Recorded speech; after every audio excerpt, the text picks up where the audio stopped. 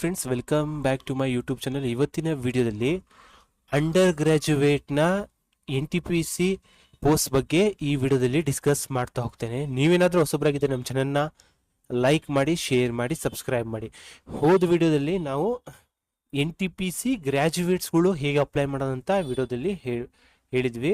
ಈ ವಿಡಿಯೋದಲ್ಲಿ ಏನಂತಂದರೆ NTPC ಅಂಡರ್ ಗ್ರ್ಯಾಜುಯೇಟ್ ಅಂದರೆ ಡಿಗ್ರಿಗಿಂತ ಕಡಿಮೆ ಓದಿರೋರು ಅದರ ಆ ಹುದ್ದೆಗಳ ಬಗ್ಗೆ ಈ ವಿಡಿಯೋದಲ್ಲಿ ಡಿಸ್ಕಸ್ ಮಾಡ್ತೋಗ್ತೀನಿ. ಇಲ್ಲಿ ಅಪ್ಲಿಕೇಶನ್ ಬಂದ್ಬಿಟ್ಟು ನಿಮಗೆ ಆನ್ಲೈನ್ ಅಪ್ಲಿಕೇಶನ್ ಪ್ರಾರಂಭ ಆಗಿದೆ 28/10/2025 ಪ್ರಾರಂಭ ಆಗಿದೆ.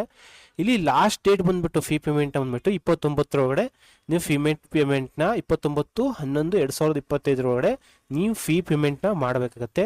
ಏನಾದರೂ ಕರೆಕ್ಷನ್ ಇದ್ದರೆ 30/11 9/12 ನೀವು ನೀವೇನಾದ್ರು ಕರೆಕ್ಷನ್ ಮಾಡ್ಕೋಬಹುದು. ಇಲ್ಲಿ ಸ್ಕ್ರೈಬ್ ರಿಜಿಸ್ಟ್ರೇಷನ್ ಬಂದ್ಬಿಟ್ಟು 10/12 14/12 ನೀವು ಸ್ಕ್ರೈಬ್ ಡೀಟೇಲ್ಸ್ನ ಪೋರ್ಟಲಲ್ಲಿ ಅಪ್ಡೇಟ್ ಮಾಡ್ಬೋದು.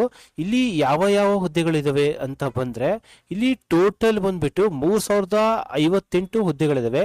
ಇಲ್ಲಿ ಏನಂತಂದರೆ ಕಮರ್ಷಿಯಲ್ ಟಿಕೆಟ್ ಕ್ಲರ್ಕ್ಗಳು ಹುದ್ದೆಗಳು ಬಂದ್ಬಿಟ್ಟು ಟೋಟಲ್ ಎಲ್ಲ RRBಯಲ್ಲಿ ಬಂದ್ಬಿಟ್ಟು 2424 ಹುದ್ದೆಗಳಿದಾವೆ. ಅಕೌಂಟ್ಸ್ ಕ್ಲರ್ಕ್ ಟೈಪಿಸ್ಟ್ ಹುದ್ದೆಗಳು ಬಂದ್ಬಿಟ್ಟು 394 ವೇಕೆನ್ಸೀಸ್ ಇದಾವೆ. ಅದೇ ಥರ ಜೂನಿಯರ್ ಕ್ಲರ್ಕ್ ಟೈಪಿಸ್ಟ್ ಬಂದ್ಬಿಟ್ಟು 163. ಅದೇ ಥರ ಟ್ರೈನ್ ಕ್ಲರ್ಕ್ ಬಂದ್ಬಿಟ್ಟು 77 ಹುದ್ದೆಗಳಿದಾವೆ. ಇದಕ್ಕೆ ಏಜ್ ಕ್ಯಾಟಗರಿ ಬಂದ್ಬಿಟ್ಟು ನಿಮಗೆ 18ರಿಂದ 30 ವರ್ಷದೊಳಗಡೆ ಇರಬೇಕಾಗತ್ತೆ. ಇಲ್ಲಿ SC/STಗೆ 3 ವರ್ಷ, OBC-ನವರಿಗೆ 3 ವರ್ಷ ಏಜ್ ರಿಲ್ಯಾಕ್ಸೇಷನ್ ಇರುತ್ತೆ. ಇಲ್ಲಿ ಇನಿಷಿಯಲ್ ಪೇ ನೋಡ್ಬೋದು ನೀವು ಎಷ್ಟು ಪೇಮೆಂಟ್ ಕೊಡ್ತಾರೆ ಅಂತಂದು. ನೀವು ಇಲ್ಲಿ ಹೇಳ್ದಂಗೆ ಏಜ್ ಲಿಮಿಟ್ನ ಬಂದಂಗೆ ಇಲ್ಲಿ ಏಜ್ ಗ್ರೂಪ್ ಬಂದ್ಬಿಟ್ಟು 18ರಿಂದ 30. ಇಲ್ಲಿ UREWS ಇದ್ರೆ ನಿಮ್ಮ ಈ ಡೇಟ್ ಆಫ್ ಬರ್ತ್ ಬಂದ್ಬಿಟ್ಟು 2/1/1996 ಒಳಗಡೆ ಇರಬಾರ್ದು. ಅದೇ ಥರ OBC NCL ಬಂದ್ಬಿಟ್ರೆ ಈ ಡೇಟಿನ ಒಳಗಡೆ ಇರಬಾರ್ದು. SC/ST ಬಂದರೆ ಈ ಡೇಟಿನ ಒಳಗಡೆ ಇರಬಾರ್ದು. SC/ST ಕ್ಯಾಂಡಿಡೇಟ್ಸ್ಗೆ 5 ವರ್ಷ ಏಜ್ ರಿಲ್ಯಾಕ್ಸೇಷನ್, OBC-ನವರಿಗೆ 3 ವರ್ಷ ಏಜ್ ರಿಲ್ಯಾಕ್ಸೇಷನ್. ಅದೇ ಥರ ವಿಡೋಸಿಗೆ 10 ವರ್ಷ ಎಲ್ಲ ಏಜ್ ರಿಲ್ಯಾಕ್ಸೇಷನ್ ಇರುತ್ತೆ. ಇಲ್ಲಿ ಫೀಸ್ನ ಬಂದ್ಬಿಟ್ಟು ಇಲ್ಲಿ ಎಲ್ಲ ಕ್ಯಾಂಡಿಡೇಟ್ಸ್ ಬಂದ್ಬಿಟ್ಟು 500 ರೂಪಾಯಿ ಫೀನ ಪೇಮೆಂಟ್ ಮಾಡಬೇಕಾಗತ್ತೆ. OBC ಸ್ಟೂಡೆಂಟ್ಸ್ ಬಂದ್ಬಿಟ್ಟು 500 ರೂಪಾಯಿ. ಅದು ಏನಂತಂದರೆ 400 ರೂಪಾಯಿ ಅಮೌಂಟ್ ಬಂದ್ಬಿಟ್ಟು ನಿಮಗೆ ರಿಫಂಡ್ ಆಗ್ತಾ ಹೋಗುತ್ತೆ. ಟೋಟಲ್ 500 ರೂಪಾಯಿ ಫೀ ಪೇಮೆಂಟ್. CBT 1 ಎಕ್ಸಾಮ್ನ ನೀವು ಅಪಿಯರ್ ಆಗಿರಬೇಕಾ, ಆದರೆ ಮಾತ್ರ ನಿಮಗೆ 400 ರೂಪಾಯಿ ರಿಫಂಡ್ ಆಗ್ತಾ ಹೋಗುತ್ತೆ. SC/ST PWD ಫೀಮೇಲ್ ಕ್ಯಾಂಡಿಡೇಟ್ಸ್ಗಳಿಗೆ ಎಲ್ಲ ಬಂದ್ಬಿಟ್ಟು 250 ರೂಪಾಯಿ ಫೀನ ಪೇಮೆಂಟ್ ಮಾಡಬೇಕಾಗತ್ತೆ. ಅವ್ರಿಗೆ ಏನಂತಂದರೆ ಫಸ್ಟ್ ಸ್ಟೇಜ್ CBTನ ಕ್ಲಿಯರ್ ಅಪಿಯರ್ ಮಾಡಿದ್ರೆ ಮಾತ್ರ, ನೀವು ಎಕ್ಸಾಮಿಗೆ ಹೋದರೆ ಮಾತ್ರ ನಿಮ್ಗೇನಂತಂದರೆ ರೀಫಂಡ್ ಬರ್ತಾ ಹೋಗುತ್ತೆ. ಇಲ್ಲಿ ನೀವು ಎಕ್ಸಾಮ್ನ ಬಂದ್ಬಿಟ್ಟು ಕನ್ನಡದಲ್ಲೂ ಎಕ್ಸಾಮ್ನ ಬರೀಬೋದು. ನೀವು CBT ಟೆಸ್ಟ್ ಯಾವ್ದು ರೀತಿ ಇರುತ್ತೆ ಅಂತ ಬಂದರೆ ಅಂಡರ್ ಗ್ರ್ಯಾಜುಯೇಟ್ NTPC ಎಕ್ಸಾಮಿನೇಷನ್ ಬಂದ್ಬಿಟ್ಟು 90 ಮಾರ್ಕ್ಸ್ಗಳ ಪ್ರಶ್ನೆ ಇರುತ್ತೆ. 40 general awareness, mathematics 30, general intelligence and reasoning ಬಗ್ಗೆ 30 ಕ್ವಶನ್ಸ್ ಇರ್ತವೆ. ಟೋಟಲ್ 100 ಮಾರ್ಕ್ಸ್ ಇರುತ್ತೆ. ನಿಮಗೆ ಇಲ್ಲಿ ನೆಗೆಟಿವ್ ವ್ಯಾಲ್ಯೂಯೇಷನ್ ಇರುತ್ತೆ.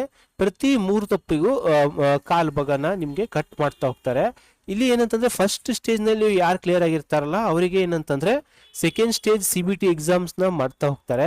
ಇಲ್ಲಿ ಅದನ್ನು ಯಾವ ರೀತಿ ಕ್ವಶನ್ ಪ್ಯಾಟರ್ನ್ ಇರುತ್ತೆ ಅಂತ ಬಂದರೆ 90 ನಿಮಿಷಗಳ ಕಾಲ ಎಕ್ಸಾಮ್ ನಡೀತಾ ಹೋಗುತ್ತೆ. General awareness 50, mathematics 35, general intelligence and reasoning ಬಂದ್ಬಿಟ್ಟು 35.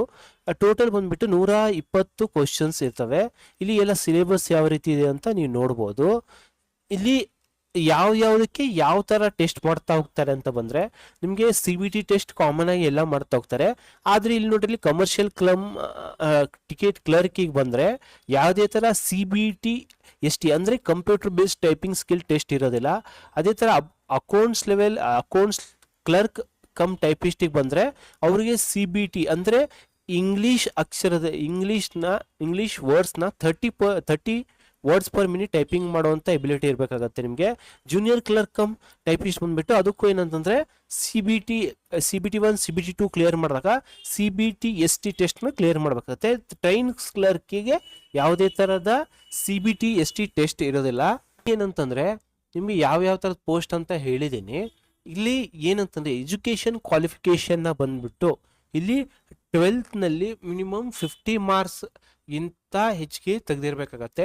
50% ಮಾರ್ಕ್ಸ್ ಇದ್ರೂ SC/ST ಅಪ್ಲೈ ಮಾಡ್ಬೋದು.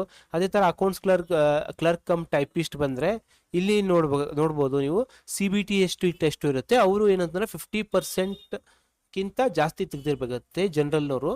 ಅದೇ SC/ST ಬಂದರೆ 50% ಇದ್ದರೂ ಅಪ್ಲೈ ಮಾಡ್ಬೋದು. ಜೂನಿಯರ್ಸ್ ಕ್ಲರ್ಕ್ ಕಮ್ ಟೈಪಿಸ್ಟ್ ಬಂದ್ಬಿಟ್ಟು 50% ಮಾರ್ಕ್ಸ್ ತೆಗೆದಿರ್ಬೇಕಾದ್ರೆ 12th ಬೇಸಿಸ್ ಮೇಲೆ ಅಪ್ಲೈ ಮಾಡೋದು ಇದು. ಅದಕ್ಕೂ CBT/ST ಟೆಸ್ಟ್ನ ಕ್ಲಿಯರ್ ಮಾಡಬೇಕಾಗುತ್ತೆ. ಟ್ರೈನ್ಸ್ ಕ್ಲರ್ಕ್ ಬಂದ್ಬಿಟ್ಟು ಯಾವುದೇ ಥರ CBT/ST ಟೆಸ್ಟ್ ಇರೋದಿಲ್ಲ. ಅವ್ರಿಗೇನಿಲ್ಲ 50% ಮಾರ್ಕ್ಸ್ಗಿಂತ ಜಾಸ್ತಿ ತೆಗಿಬೇಕಾಗುತ್ತೆ. SC/STಗೆ ಯಾವುದೇ ಥರದ ಏನಂತಂದರೆ 50% ಇದ್ದವರು ಅಪ್ಲೈ ಮಾಡ್ಬೋದು. ಇಲ್ಲಿ ನೀವು ಪೋಸ್ಟ್ನ ಅಪ್ಲೈ ಮಾಡಬೇಕಾದ್ರೆ ಮೇನಾಗಿ ಏನಂತಂದರೆ ಯಾವೊಂದು RRBಯಲ್ಲಿ ಎಷ್ಟೆಷ್ಟು ವೇಕೆನ್ಸೀಸ್ ಇದಾವೆ ಅಂತ ನೋಡ್ಕೋಬೇಕಾಗತ್ತೆ. ಇಲ್ಲಿ RRB ಅಹಮದಾಬಾದಲ್ಲಿ 153, RRB ಅಜ್ಮೀರಲ್ಲಿ 116, ಅದೇ ಥರ RRB ಬೆಂಗಳೂರಲ್ಲಿ ಬಂದುಬಿಟ್ರೆ ಬರೀ 54 ವೇಕೆನ್ಸೀಸ್ ಇದ್ದಾವೆ. ನೀನು ನೋಡ್ಕೋಬೇಕಾಗತ್ತೆ. ನೋಡಿ ಯಾವ ಒಂದು RRBನ ನೋಡಿ ಅಪ್ಲೈ ಮಾಡಬೇಕಾಗತ್ತೆ. ಇಲ್ಲಿ RRB ಭೋಪಾಲಿಗೆ ಬಂದರೆ 123 ಇದೆ, ಭುವನೇಶ್ವರ್ ಬಂದರೆ 18 ಇದೆ, ಬಿಲಸ್ಪುರಲ್ಲಿ 69 ಇದೆ, ಚಂಡೀಗಢಲ್ಲಿ 24, ಚೆನ್ನೈಯಲ್ಲಿ 80, ಇದೇ ಥರ ಗೋರಖ್ಪುರಿಗೆ ಬಂದರೆ 173, ಗುವಾಹತಿಲಿ ಬಂದರೆ 135, ಜಮ್ಮು ಶ್ರೀನಗರಲ್ಲಿ ಬಂದರೆ 137. ಯಾವೊಂದು RRBಲಿ ಹೆಚ್ಚಿಗೆ ವೇಕೆನ್ಸೀಸ್ ಇದ್ದಾವೆ ಅದನ್ನು ನೋಡಿ ನೀವು ಅಪ್ಲೈ ಮಾಡಬೇಕಾಗತ್ತೆ. ಈ ವೆಬ್ಸೈಟ್ ಲಿಂಕ್ನ ನಾನು ನನ್ನ ವಿಡಿಯೋ ಡಿಸ್ಕ್ರಿಪ್ಷನ್ಗೆ ಕೊಡ್ತೀನಿ.